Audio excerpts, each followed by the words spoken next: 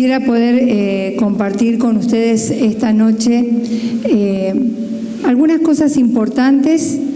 Es más, vamos a hablar, y los voy a mirar bien a la cara porque quiero ver las expresiones de cada uno de ustedes. Vamos a hablar del diezmo y vamos a hablar de una parte histórica, de una parte, digamos, de una base bíblica, ya que no lo hemos hecho nunca, si bien hemos estudiado en el discipulado, edificando nuestras vidas, pero les contaré que es un tema amplio, grande para hablarlo, pero voy a dar ciertas generalidades que me parece importante como para ya ir cerrando con este tema.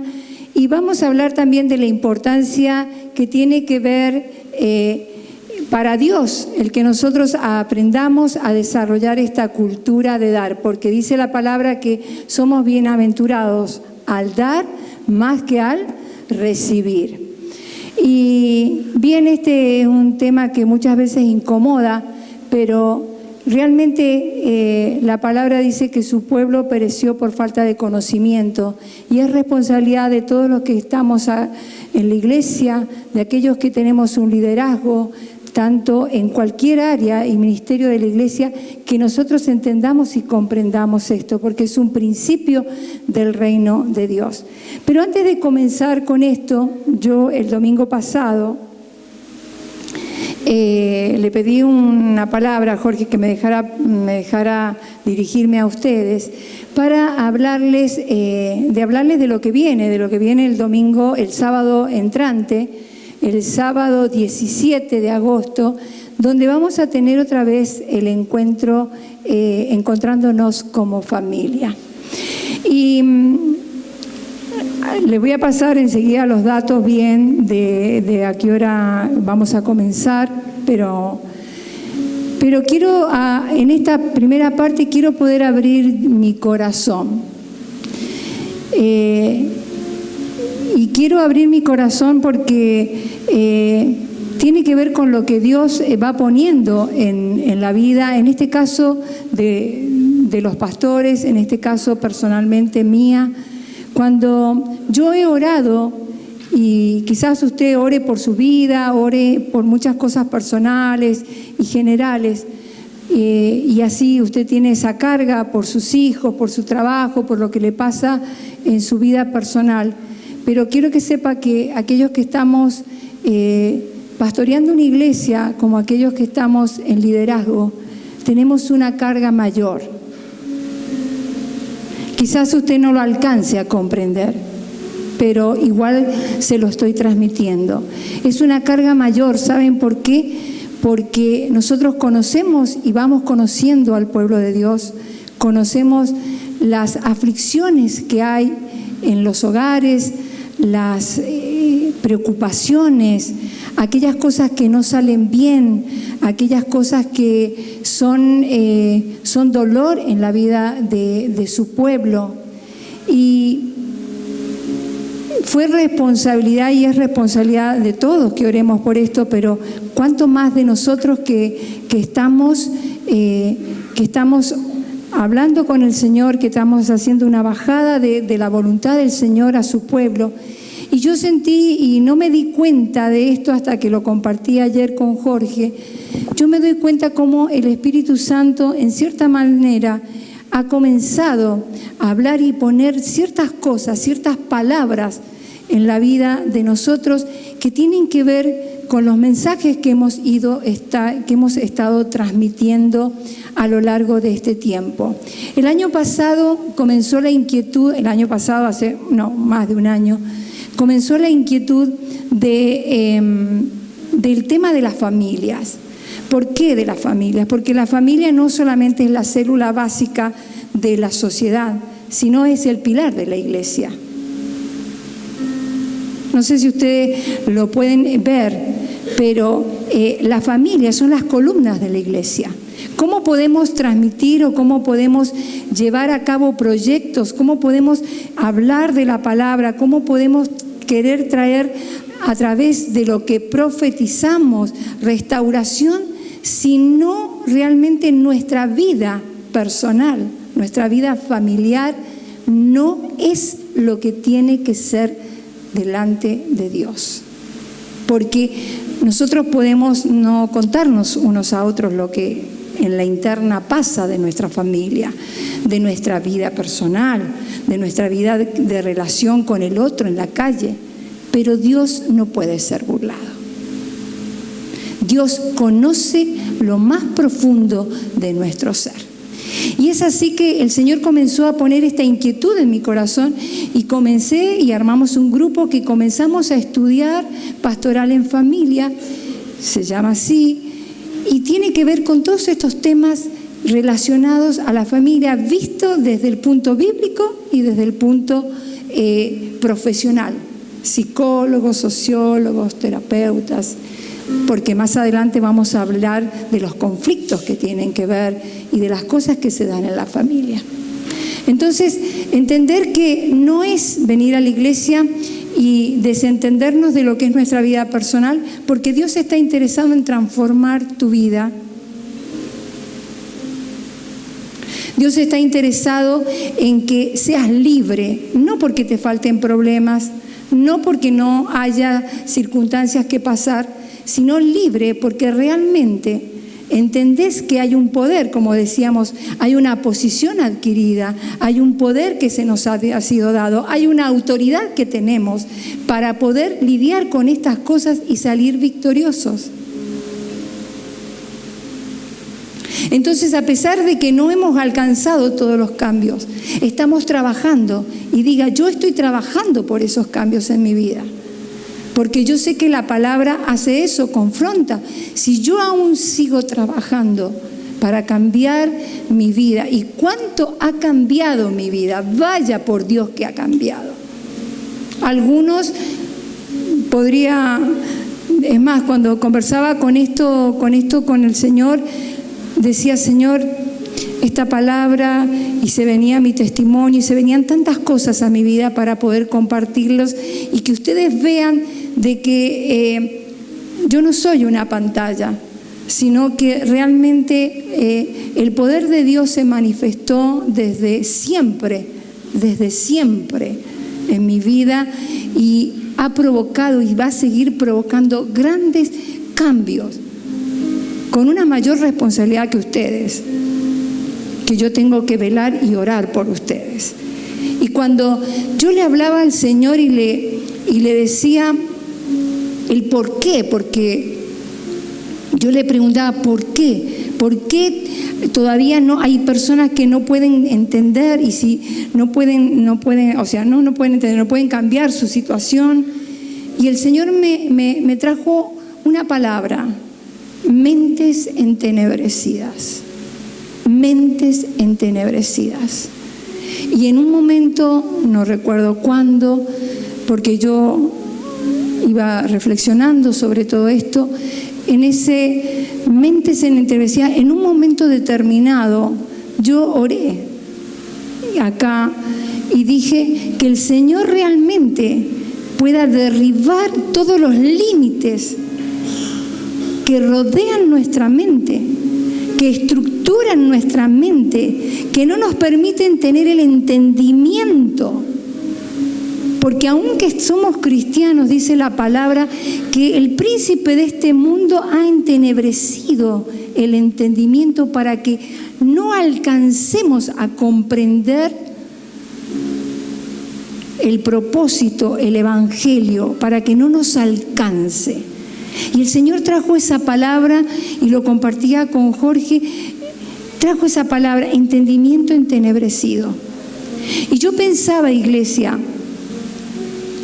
en esta responsabilidad que tenemos, y yo antes de continuar hablando y de lo que el Señor puso en mi corazón, yo quiero pedirles como iglesia. Yo sé que acá hay un grupo de oración que vienen los martes, los jueves, los días sábados, pero yo quiero que como iglesia, como cuerpo en Cristo, ¿recuerdan cuando nosotros vimos el tema de la autoridad espiritual? Cuando desarrollamos varias prédicas que tenían que ver con la autoridad espiritual, porque en la autoridad hay una unción. En la autoridad hay un poder que se desprende de nosotros, por ejemplo, como pastores, estar sujetos a Dios, y de los demás estar sujetos a nosotros. Y a su vez, esa autoridad se desprende de aquel papá que tiene esa sujeción hacia Dios y baja hacia su casa. Hay una unción y hay un poder que, por más que queramos transgredirla, no la podemos transgredir, porque, vuelvo a decir, Dios no puede ser engañado. Entonces, hay cosas que se tienen que ir ordenando para que ese poder pueda fluir a través de nosotros, y hablamos del cuerpo, ¿no? Y nosotros somos ese cuerpo. Y recuerdan que lo hice pasar a Germán y lo puse acá adelante, y hablábamos de cómo funcionaba el cuerpo, y que la mano derecha no podía ser la izquierda, y cómo todo el cuerpo se mueve en equilibrio, en armonía. Y ahí es cuando la unción y el poder de Dios se manifiesta. Y comienza a trabajar en la mano, y comienza a trabajar armónicamente en todo. Y teniendo en cuenta esto que les estoy planteando, es que yo quiero, como iglesia, hermanos, y les quiero pedir a aquellos que se comprometan delante del Señor, no delante mío, que nosotros, más allá de estas instancias de oración que tenemos, podamos a la medianoche, a las 12, no sé, antes de que usted cierre sus ojos, podamos orar para que el Señor realmente rompa todo límite en nuestros pensamientos, en nuestra mente, y podamos entrar a esa dimensión sobrenatural que tiene que ver con un mover de su espíritu.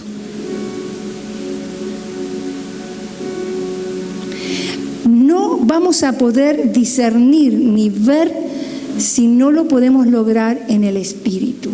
Y es el espíritu, no es ninguno de nosotros el que lo puede hacer.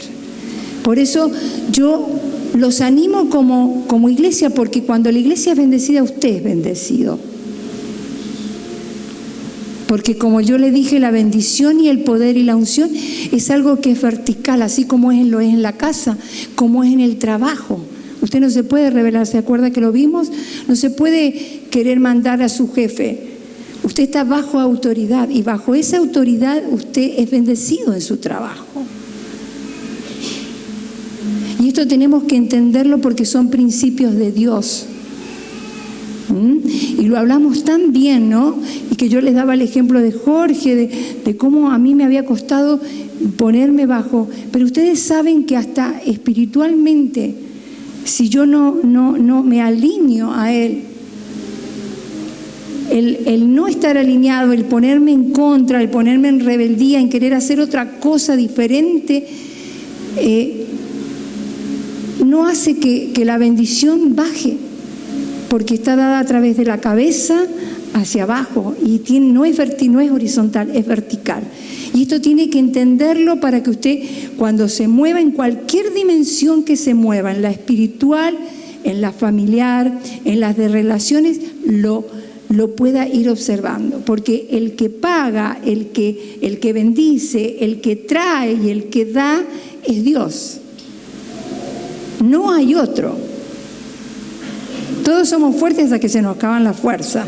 Todos somos inteligentes hasta que se agota la inteligencia, hasta que no sabemos qué hacer. Pero yo sé que aún aquellos que reniegan en algún momento de su vida van a necesitar de Dios.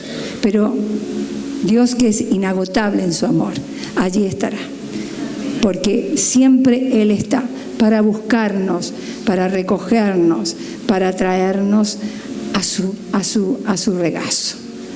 Porque, como hemos hablado, Él es Padre y Él nos ama. Amén. Entonces, iglesia, yo les pido en el nombre del Señor Jesús que podamos, a partir de esta misma noche, antes de cerrar los ojos, orar. ¿Por qué vamos a orar?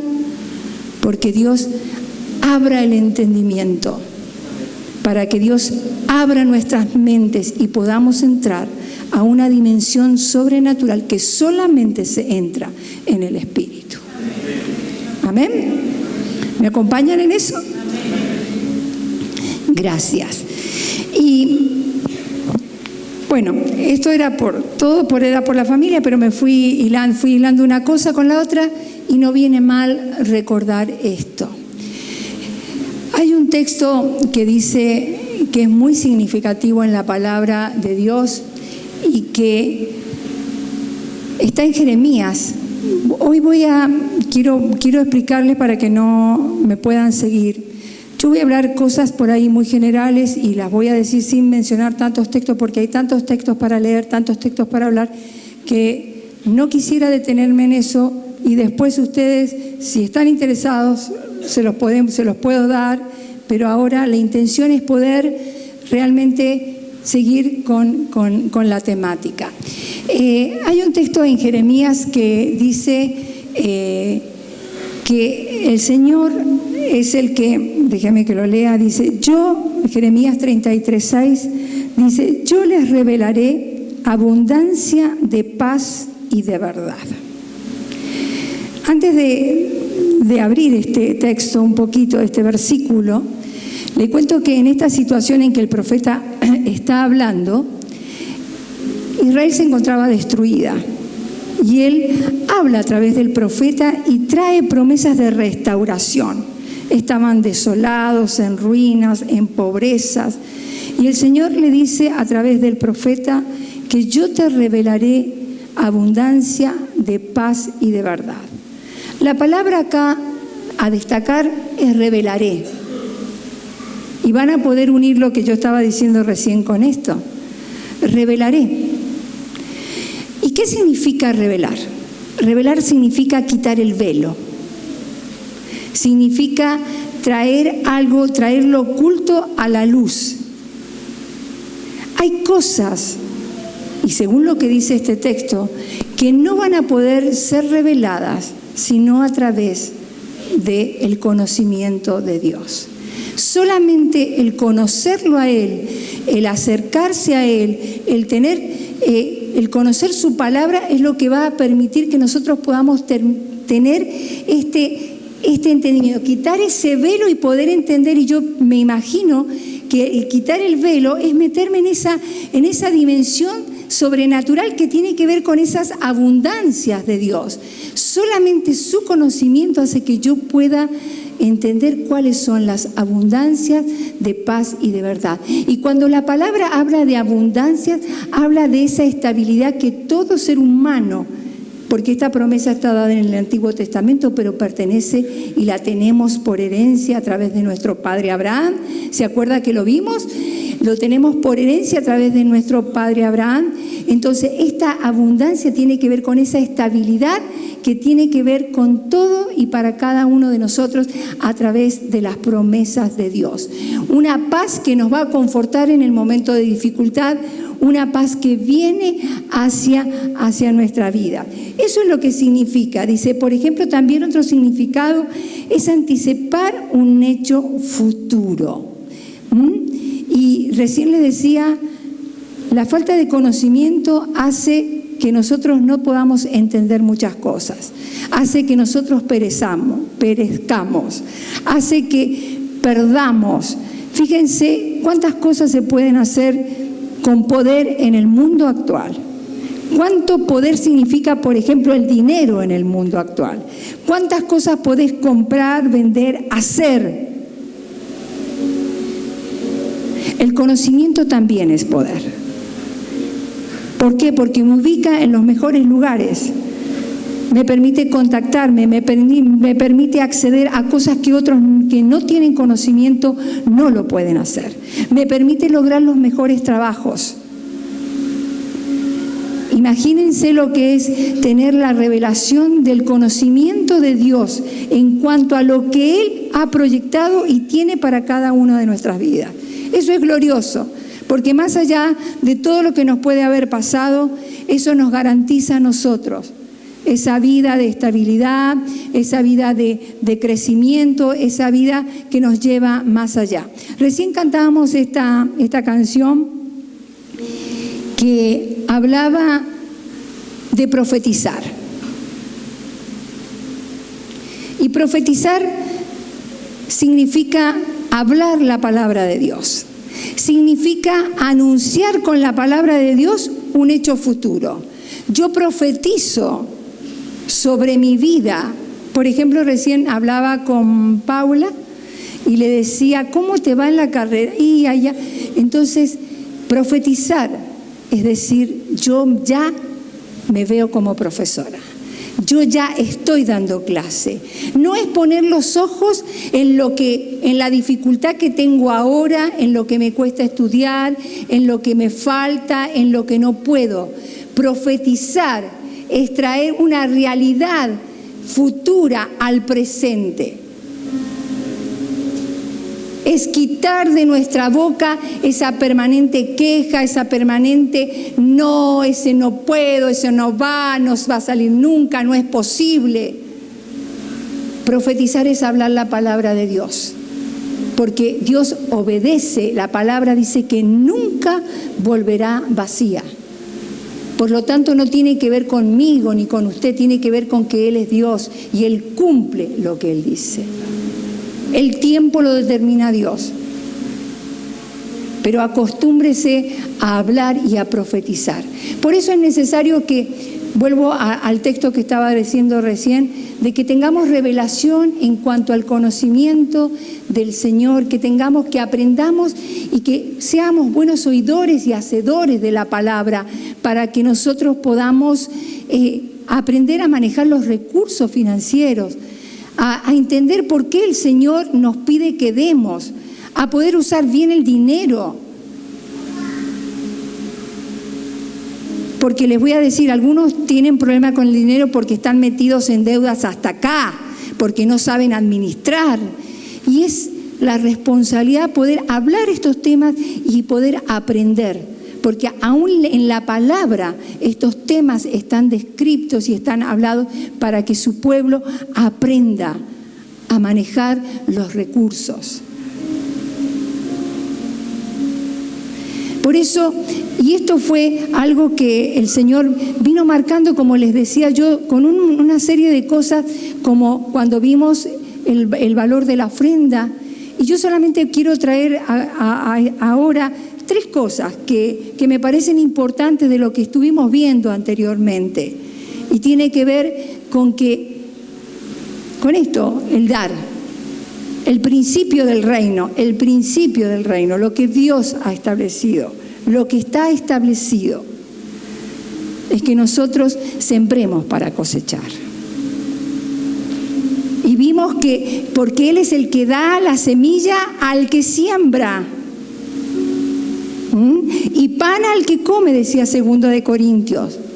Y Él proveerá y multiplicará y seremos enriquecidos en todo. Pero después hay otro texto que no me lo recuerdo bien, pero más adelante en ese capítulo, donde dice, porque Él que es poderoso hará que nosotros abundemos en gracia, en favor, se lo parafraseo, en gracia, en favor, para que tengamos todo lo suficiente en todas las cosas.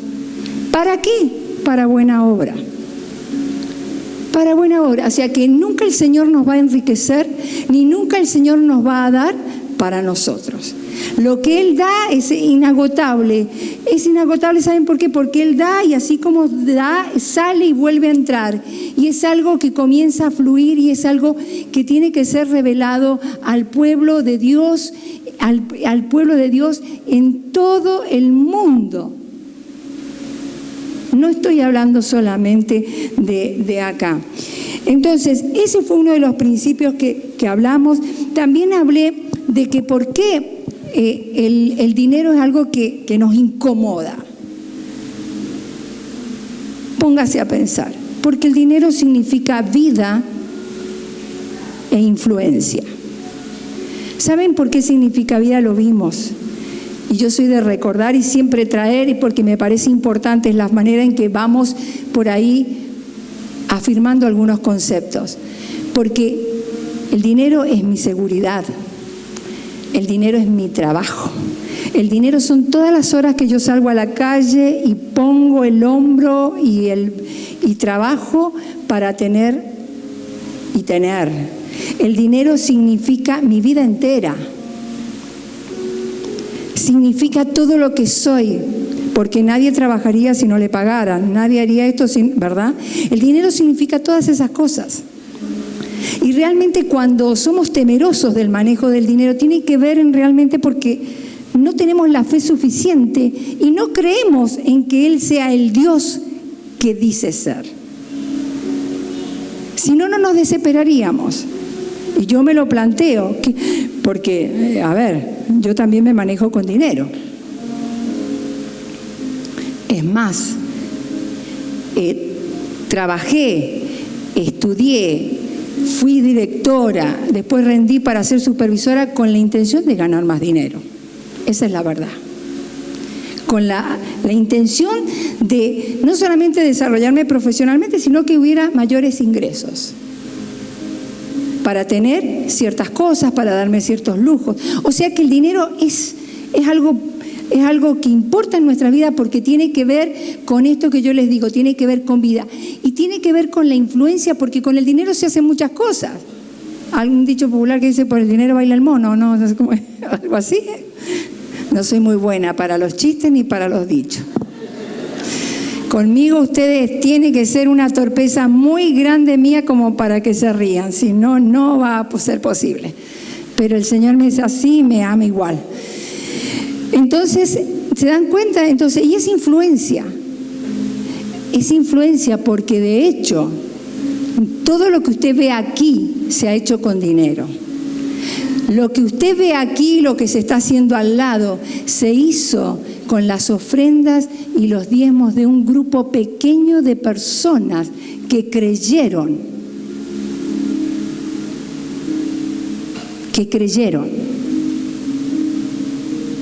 Pero el Señor, ¿qué fue para esas personas?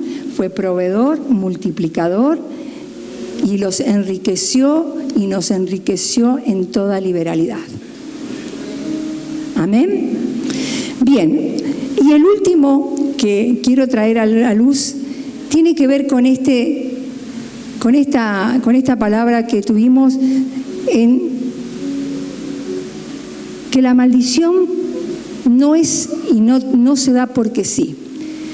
Y hablábamos en otra prédica de la importancia de que usted se detuviera a pensar, a ver, estoy progresando de a poco, de a mucho, estoy avanzando, ¿por qué estoy estancado? ¿Por qué se repite esta historia en mi vida? Y tiene que ver con algo que usted tiene que poder identificar a la luz de la palabra. Porque la palabra dice que no hay maldición sin causa. Es decir, que cuando algo se estanca, cuando algo se entorpece, cuando algo no puede correr, porque circunstancias, hablamos de que eran todas transitorias. Las circunstancias son transitorias. Recién le decía a una hermana ahí, ¿cómo estás? Mira, la verdad te voy a decir, no estoy bien. Me están pasando muchas cosas, estoy teniendo muchos cambios, me duele, ando con una inflamación del hígado. La verdad es esa. Pero tengo la fortaleza espiritual de levantarme, de activar mi fe, de profetizar sobre mi cuerpo, sobre lo que Dios dio, sobre la palabra que Dios soltó sobre mi vida, sobre toda situación. Y camino y salgo adelante. Yo sé que salgo adelante, porque esa es mi esperanza, esa es mi fe. Y eso es algo en la cual nos tenemos que activar. Por supuesto, todos estamos pasando situaciones diferentes, pero yo les vengo a hablar de un Dios fiel, de un Dios real, de un Dios que si usted no baja los brazos, usted verá la gloria de Dios en su vida. Si usted aprende a hablar, si usted aprende a decir lo que el Señor dice que tiene que decir, las cosas van a suceder. Pero usted en ese andar tendrá que ir ordenando cosas, tendrá que ir estableciendo prioridades, tendrá que ir alineándose a lo que la palabra dice, porque el Señor no trabaja por partes. El Señor no nos agarra una parte y nos deja la otra. El Señor va trabajando en una parte, en la otra. Descansamos de algo y viene otra, porque el Señor está preocupado en cambiar totalmente nuestra vida. Y eso es real, y eso es verdadero. Yo puedo dar fe en mi vida de que es así. Y no soy la supermujer ni la super espiritual. Soy una mujer que le creyó a Dios y caminó y camina con Dios. Amén. Y ahora sí quiero, y lo voy a hacer rápidamente porque no quiero irme de esta parte que tiene que ver con quizás con palabras más sencillas que ustedes me entienden, pero yo quiero darle algunas pautas sobre el diezmo, sobre la importancia del diezmo. Ya lo vimos nosotros, pero específicamente le quiero decir que el diezmo se habla en la Biblia 39 veces. 32 aparecen en el Antiguo Testamento. Son datos por ahí históricos, pero está bien que usted lo sepa. 32 veces aparece en el Antiguo Testamento y 7 veces aparece en el Nuevo Testamento. ¿Qué es lo que es el diezmo? Es dar, como todos sabemos, la 10ª parte de todo lo que entra a nuestra casa. Tiene que ver con el sueldo, tiene que ver con un aguinaldo, tiene que ver con un juicio, tiene que ver con todo lo que pueda entrar a nuestra casa. Y yo les cuento así muy rápidamente a testimonio. Nosotros tuvimos en enero tuvimos en México, en un viaje que veníamos postergando hace tiempo, y nos pasó algo inusual. Nos pasó algo por ser duros. Y íbamos con toda la intención de no meternos en una propuesta que sabíamos que venía, que tenía que ver con esto de los tiempos compartidos. Y bueno, y la cuestión es que cuando quisimos acordar, fíjense lo que hace el dinero. Nos convocaron a los 3, estaba con mi cuñado, nos pusimos ahí a hablar. Y bueno, sí, que acá, y yo pensaba, bueno, voy a tener las vacaciones para mi hijo, para mis nietos, porque era tener las vacaciones aseguradas, eso que es tiempo compartido, ¿no? Entonces, que no se llama así, tiene otro nombre. Bueno, la cuestión es que íbamos, mi cuñado, que es una persona de negocio, él dijo, íbamos sabiendo que teníamos que decir que no. Pero ¿cómo será la parla que nos tuvieron con nosotros que terminamos diciendo que sí?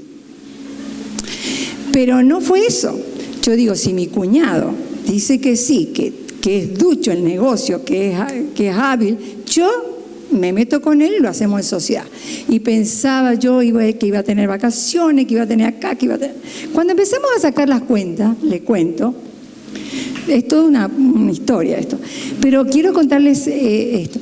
Cuando empezamos a sacar las cuentas y empezamos a darnos cuenta realmente de lo que eso implicaba, de lo que teníamos que pagar en dólares, como está el dólar acá en la Argentina, nos queríamos morir. Y me dieron a mí a leer el reglamento, mi cuñado y estaba Jorge, estábamos en la habitación. Y yo lo leía y empecé a leerlo. Y me empezó una tentación de risa, pero era de los nervios, de la desesperación, ahí uno lee detenidamente, vieron que le dan los papeles y uno no se toma el trabajo de leer. Cuando empecé a leer, ay, estábamos hasta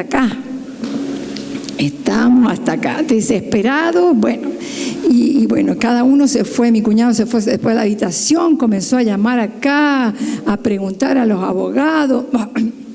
La cuestión es que hay más para decir, pero cuando nos acostamos con Jorge dijimos, vamos a orar. Y nos pusimos a orar. Y le pedimos perdón al Señor. Y perdón porque no lo oramos, perdón porque ahí nos decían, bueno, si ustedes no hacen uso de esto van a tener dinero, les va a ingresar dólares, minga que te va a ingresar dólares, no te ingresan nada, es todo un cuento. Bueno, pero ¿vieron? Y entonces le pedimos perdón al Señor, pero hicimos un pacto con el Señor. Y le dijimos al Señor que si Él nos sacaba de esa situación que tenía que ver con anular un contrato, si Él nos anulaba eso, nosotros íbamos a hacer una ofrenda a la iglesia. Bueno, así fue. El Señor nos sacó de eso y también así fue que hicimos también nuestra ofrenda. Yo personalmente, y yo les cuento para que ustedes vean que yo también me muevo en fe. A ver, no es que yo estoy hablando algo que yo no practico. Hay un juicio en el cual estoy y yo le he dicho, Señor, yo hago un pacto con vos. Yo hago un pacto. Si este juicio sale a mi favor, yo te voy a dar el diezmo de lo que a mí me den.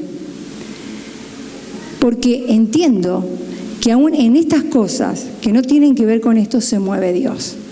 Entonces, cuando nosotros hablamos de esta realidad, es entenderlo y llevarlo a todas las áreas de nuestra vida. A todas, porque Dios es el Dios de todas las cosas, no solamente de lo que se mueve acá en la iglesia. Y esto lo cuento como testimonio y no lo había pensado, pero no está mal que se los diga porque es real. Y cuando me salga ese juicio, si se llega a hacer, se los voy a contar para que vean cómo Dios se mueve en nuestras vidas. Otra cosa que quería compartirles es que algo de la historia del diezmo. El diezmo incluye las prácticas religiosas, pero ¿saben una cosa? Eran prácticas religiosas que hacía el pueblo de Israel, pero también las hacían otras naciones. O sea, por ejemplo, los fenicios, los griegos, los árabes, habían muchas otras naciones que también practicaban y incluían esto del diezmo como una práctica religiosa. Comenzó como algo, como un acto voluntario de los pueblos, de la gente, a darle gracias al Señor. Entonces, los pueblos paganos lo hacían con el Dios de ellos, pero el pueblo de Israel lo hacía también a través de estos diezmos. También esto tenía dos características. Tenía que ver con una ofrenda política y tenía que ver con una ofrenda del templo, porque los reyes cobraban los diezmos y eran los que ministraban la corte y los que ministraban también el tema del templo, de para qué era. ¿Y cuándo comienza el diezmo? El diezmo comienza con Abraham, en el Antiguo Testamento. Comienza con Abraham, cuando Abraham, tras una victoria, le da al sacerdote Melquisedec, le da el diezmo, pero todo lo que él había obtenido de ese motín. Ahí aparece por primera vez en el Antiguo Testamento y vemos cómo después vimos en otra prédica cómo Jacob, el engañador, aquel que había pasado, aparece y hace un pacto también con Dios y hace un pacto donde le dice, si vos Dios, porque Dios ¿qué le dice a Jacob? Yo estaré contigo donde quiera que tú vayas. Y yo cumpliré mi propósito en ti. Entonces, cuando Jacob ve esta palabra de Dios sobre su vida, él hace un pacto que si él hace eso en su vida, que si él realmente en su vida él puede ver la fidelidad de Dios, él va a darle de todo eso el diezmo. Y así es que vimos en la historia, ¿se acuerdan de Jacob? Pero en la ley mosaica, en la época, vieron que es historia, esto es una parte teórica, pero no la voy a hacer larga, pero quiero que la escuchen. En la parte de la ley mosaica, cuando aparece la ley de Moisés, ahí ya se estructura el diezmo. Se explicita más para qué va a ser y se destina a los levitas, a las fiestas religiosas y se destina a la caridad. O sea que está destinado también para hacer obras de bien. Es más, habían 3 tipos de diezmo. Un diezmo que tenía que ver con, que era destinado a los levitas, un diezmo que tenía que ver con una celebración donde si yo diezmaba, por ejemplo, yo podía comer de eso que yo diezmaba en esa fiesta que se realizaba en Jerusalén. Y había otro diezmo que era dedicado a la caridad. O sea que vemos que cómo a través de la ley, porque después en Deuteronomio 14 comienza una reformulación, Dios establece la ley del diezmo y comienza a tener un proceso de cambios esta reglamentación hasta llegar al Nuevo Testamento. Y acá sí me interesa traerlo y especificar ciertas cosas, porque entre los 2 testamentos el diezmo se siguió practicando al punto tal que alcanzó al Nuevo Testamento donde vemos a Jesús. Y si bien aparece pocas veces en el Nuevo Testamento, muchos estudiosos dicen que porque dan entendido que era algo establecido, otros dicen que no se puede alterar. Es algo que está, digamos, con varias tendencias. Si bien esto, podemos ver al Señor Jesús hablando de esta reglamentación que los fariseos habían hecho en el Nuevo Testamento. Ellos habían reglamentado de tal manera el diezmo que oprimían al pueblo de Dios. Entonces, habían reglamentado, por ejemplo, el diezmo de las semillas y de las plantas, y lo habían estipulado muy estrictamente, porque el diezmo en la antigüedad tenía que ver con esta ofrenda de plantas, con que después se hace extensiva a los animales y después se hace extensivo a otras cosas más. Pero el Señor Jesús, fíjense lo que les dice, y si bien este texto, fíjense, no está referido, porque alteraría lo que estoy diciendo, no está referido al diezmo específicamente, dice lo siguiente en Mateos y en Lucas. Dice: «Ay de vosotros, escribas y fariseos hipócritas, porque diezmáis la menta y el eneldo y el comino, y dejáis lo más importante de la ley, que es la justicia, la misericordia y la fe». Esto era necesario. ¿Qué es lo que era necesario? Era necesario que diezmaran, pero sin dejar de hacer aquello. Este texto no está haciendo referencia específicamente al diezmo, pero habla, y el Señor exhorta a esa religiosidad, a esa hipocresía, a esa falta de sensibilidad, como aparece después en Lucas 18, cuando está la parábola del publicano con el fariseo, que el fariseo, entraban los 2 al templo, y cuando entran a orar, el fariseo decía: «Señor, te doy gracias porque puedo ayunar, porque doy el diezmo y porque no soy como ninguno de los hombres ladrones que hacen esto y que hacen aquello». Ustedes después lo pueden leer en la palabra. Y ahí no estaba haciendo tampoco referencia al diezmo, ahí estaba haciendo referencia a la falta de sensibilidad, a esa jactancia personal de creerse superior a otros. Y es así que termina esa parábola diciendo que el que se humilla será exaltado y el que se exalta será humillado. Y otra referencia en la que aparece es también en la referencia que está en el Antiguo Testamento, en Hebreos, cuando Abraham le da al sacerdote. Y se trae esto a luz porque si Abraham le dio el diezmo y todo lo que tenía a Melquisedec, a un sacerdote, porque ahí Melquisedec, quiero decirles que no significa ese texto al diezmo, como les decía, y Melquisedec hace referencia a Jesús. Entonces, si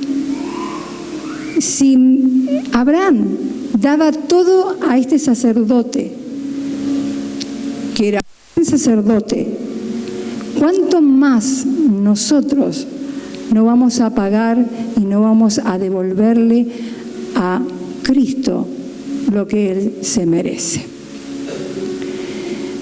Porque déjeme decirle que el Señor Jesús dice en su palabra que Él no vino a abrogar la ley, sino a cumplirla. Y dice otro texto que vimos su gracia, o sea que Él no es que estuvo en contra, dice, no vino a abrogar la ley, sino a cumplirla. Y vimos su gracia cuando Él, siendo rico, se hizo pobre. Y esto hay que entenderlo. Cuando Él, siendo rico, se hizo pobre, para que nosotros fuéramos enriquecidos en nuestra pobreza.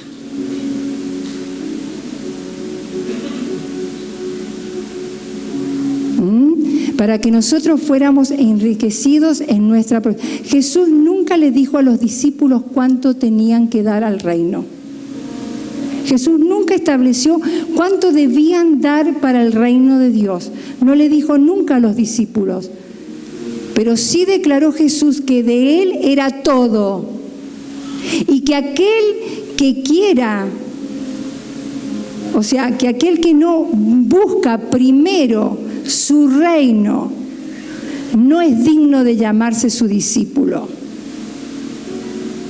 Nunca estableció, porque saben que les comento que hay iglesias que dan más de lo que ganan, o sea, más del diezmo. Hay iglesias que ofrendan, que pactan. Muchos me han preguntado, ¿y qué es lo que significa un pacto?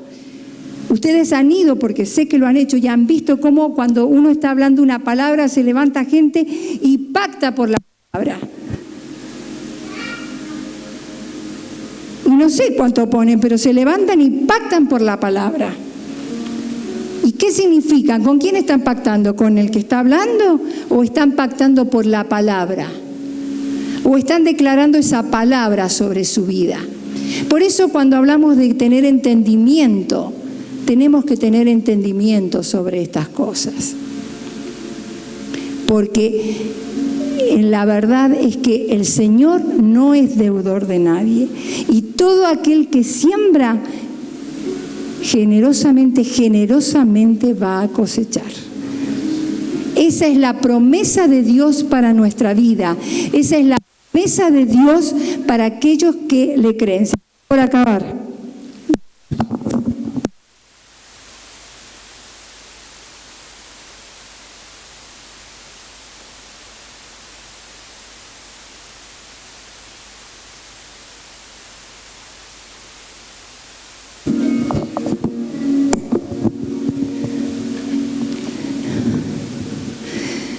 Ahora, ¿por qué voy a hacerlo rápido? Porque, no sé, creo que llevo bastante. Bueno, si no tengo que cortar.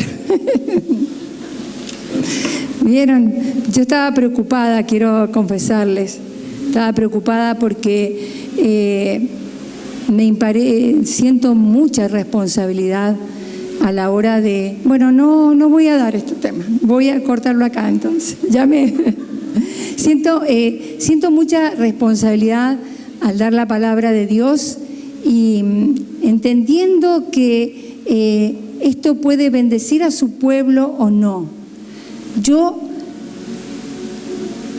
tengo que declarar lo que Dios dice y Él hará con ustedes lo que Él ha prometido si ustedes le creen. Porque una de las cosas importantes que podemos entender es que cuando nosotros damos, nos asemejamos a Dios.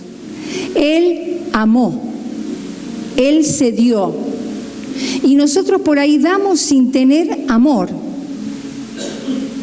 Y eso no tiene validez, porque está la parábola de la viuda. ¿Recuerdan? Que no tenía nada, pero para el Señor fue más que todo lo que daban los demás. Tiene que ver con la actitud del corazón, tiene que ver con la fe, tiene que ver con el creerle a Dios. Y no se puede, no podemos amar y no dar todo, porque cuando uno ama, da todo. Entonces el dar nos hace reconocer y recordar que de Él es todo y que todo se desprende de Él. En el Antiguo Testamento hay un texto que dice, acuérdate de que ¿cómo es? De que yo soy el que te doy el poder para hacer las riquezas. Y el versículo anterior dice, guarda tu corazón de creer que es tu mano, que es tu fuerza la que hace las riquezas. Entonces el conocer la palabra tiene que ir provocando ese desprendimiento, ese entendimiento que realmente todas las cosas pertenecen a Él, que Él es el dueño de todas las cosas, que cuando nosotros aprendemos, empezamos a encontrarle el sentido al dar, empezamos a ver, a activar nuestra fe, a descubrir que realmente Dios obra, que Dios se mueve, que Dios hace, que Dios cumple. Empezamos a sentir la satisfacción en el dar, en el hacer eso. Y saben una cosa, que hay un fruto que viene del dar, que uno empieza a dar más y cada vez da más. Y cuando yo hablo de dar, no solamente estoy hablando de dar a la iglesia, uno aprende a ser generoso con las personas, aprende a abrir su corazón, aprende a hacer cosas por el otro, aprende a dejar de mirarse y empieza a mirar la necesidad del otro y empieza a estar presente con dinero, con acciones, con actitudes. Es el antídoto para el materialismo, porque vivimos en un mundo materialista que dice que consumamos, hay que consumir.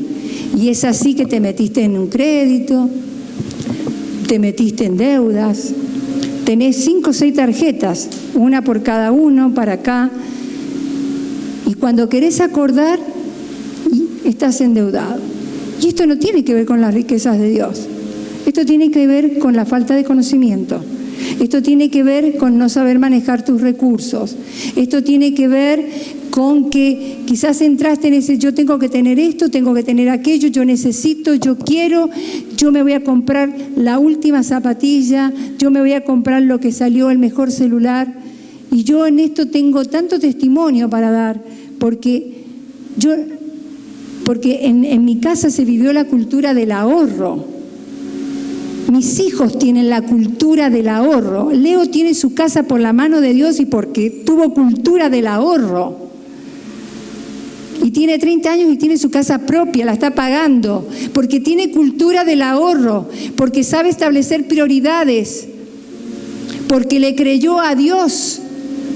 Porque Dios, cuando uno le cree a Dios, mire, le voy a decir, Dios es un Dios de contactos. Dios va a poner en su pueblo, si usted le cree, contactos, personas que le van a abrir puertas para que usted pueda avanzar, para que usted pueda crecer.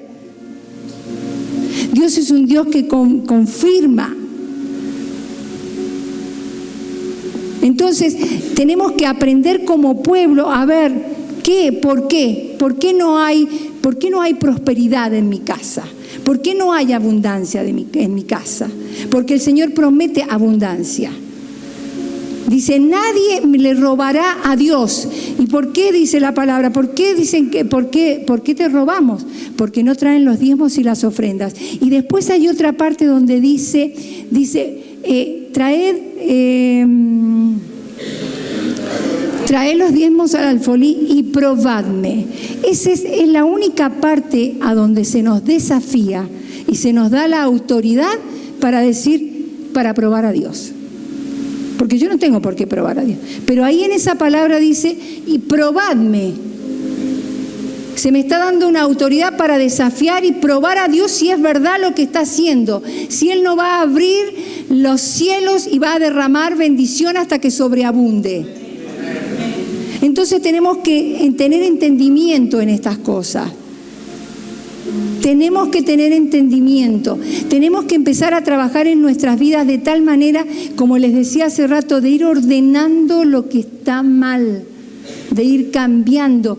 Tiene consejeros espirituales, tiene líderes espirituales para preguntarle, para consultarle. Mirá, me meto en esto, hago esto, traigo, está bien, ¿te parece? Voy a comprar. Tienen líderes espirituales para preguntar, que tienen autoridad, que tienen experiencia.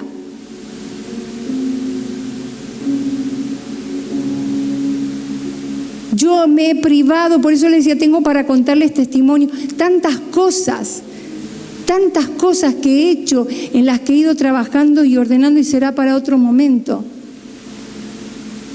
Y si hoy tengo un buen pasar es porque me sacrifiqué. Por lo tanto, los animo a que el Señor bendice, pero hay que tener un plan.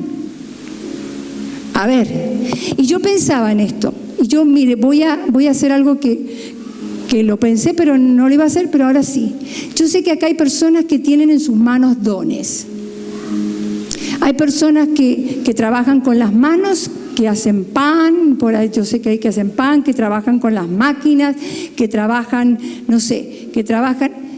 Y yo les voy a invitar a que ustedes en el Señor se desafíen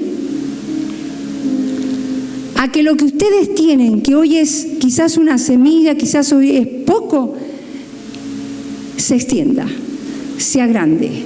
Que comiencen a tener sus propios emprendimientos, que comiencen a desafiarse a tener no eso que tengo limitado, sino a creerle a Dios. A creerle a Dios y a desafiarse en que lo que usted tiene será un gran negocio, será algo que no solamente va a bendecir su vida, va a bendecir la iglesia y va a bendecir a muchos otros. Créale a Dios. Y ahí donde usted está, no me diga a mí, no quiero que se ponga en manifestación, pero haga un pacto con Dios. Yo lo animo en el nombre del Señor Jesús a que usted haga un pacto con Dios, para que el Señor ensanche su vida, ensanche su mente, su negocio, sus recursos. Porque mío es el oro y la plata, porque todo es mío. Porque en la tierra el Señor Jesús declaró no solamente que el que no busca las cosas del reino, dice, el que busca todas las cosas del reino, todas le serán añadidas. Pero Él también habló de dos tesoros, los que están en el cielo y el que están en la tierra. Él habló de dos tesoros. Y nosotros tenemos que trabajar por los tesoros del cielo. Trabajar por los tesoros del cielo es dejar que Él cambie nuestro carácter, que cambie nuestra vida.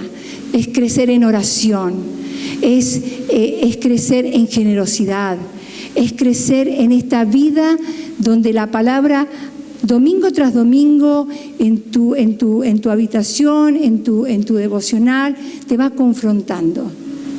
Pero no seas escaso. Dice la palabra, ensancha el sitio de tu habitación, mueve las estacas, aprende a creer y a soñar y a declarar sobre tu negocio, sobre tu vida, las promesas de Dios. Porque también dice la palabra, si tú me escuchas, si tú me oyes, si tú tomas en cuenta lo que yo te digo, estas bendiciones vendrán sobre tu vida y te alcanzarán. Y serás bendito, dice, en todos los bienes. Serás bendito en el fruto de tu vientre, de tu bestia, de tu tierra. Serás bendito en tu entrada y en tu salida. Serás bendito, dice el Señor, que Él abrirá los cielos y abrirá los cielos. Y ese cielo tiene que ver con su buen tesoro. Y Él va a derramar sobre su pueblo una lluvia hasta que sobreabunde. Dice la palabra que no pedirás prestado, sino prestarás. Y que serás cabeza y serás cola. Esto es profetizar. Esto es declarar la vida sobre nuestra casa, sobre nuestra tierra, sobre nuestras posiciones, sobre nuestro hogar. Esto es declararlo. Esto es pactar con Dios. Esto es profetizar. Y yo te animo a que te pongas de pie.